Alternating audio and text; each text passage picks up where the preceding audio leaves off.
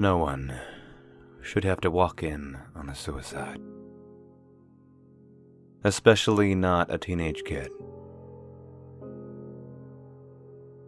Dad had always warned me about depression. Depression is a demon, he would say.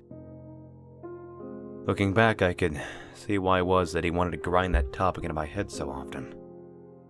When I was younger, I was very absorbed in my own life. That's what teenagers do. Teenage problems, teenage drama, teenage angst. You miss some of the larger issues that are right in front of you. I missed that Dad switched jobs, not for better money or for something he enjoyed better, but because he was let go. The yelling that happened late into the night that I would drown out with music, the nights I came home after curfew and Dad would always be waiting up to make sure I was okay. Dad would say that depression would loom around. It would hang on your shoulders, and even when you think it's gone, it'll be there, waiting for that low point. I don't think I noticed. I remember we would go on family trips, and Dad would always smile, but he would look off into the distance, almost like he wasn't really there. He was thinking about something else that only he knew about. I think Mom noticed it too. It tore her to the point that she moved out. She said she couldn't handle him anymore. When I found the note, I didn't know what to do. I had no idea that the word goodbye could be as powerful as it was on that yellow notepad. I ran to the house screaming for him. Dad! Dad! My feet thumped around the first floor and up the stairs towards the bedroom. A thin line of light showed under the bathroom door. I pounded on it, yelling for him. Dad? Sobbing. All I could hear was my dad sobbing, coming from the other side. Dad, please. I said more to myself than to him, unsure if he could even hear me with such a whisper. The doorknob was cold to the touch. My hand wrapped around it, but I couldn't will myself to turn it. I knew what the note meant. Dad was behind this door, and I wasn't sure if I wanted to see him, as he might be. Had he already gone through with it? What should I do if he had? Should I wait and just call 911?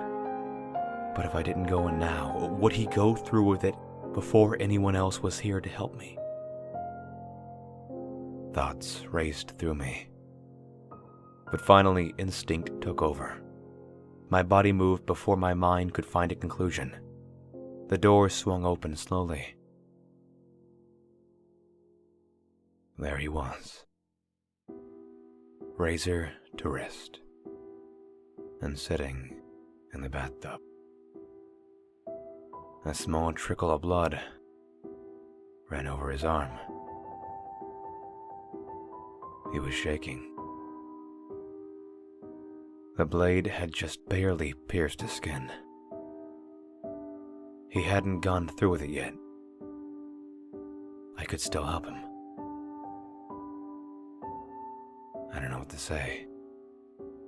Dad, please. Don't. Please. It was all I could think of. But he didn't listen. He stared like he always did. Away at something like he wasn't there with me. I followed his line of sight. Out of the corner of my eye, I could see it. Or I couldn't see it until I really wanted to. The shadowed figure. An outlined figure of a man with no form. The form knelt beside Dad. He was touching him. No, he was holding him. Holding his arms, holding his hands.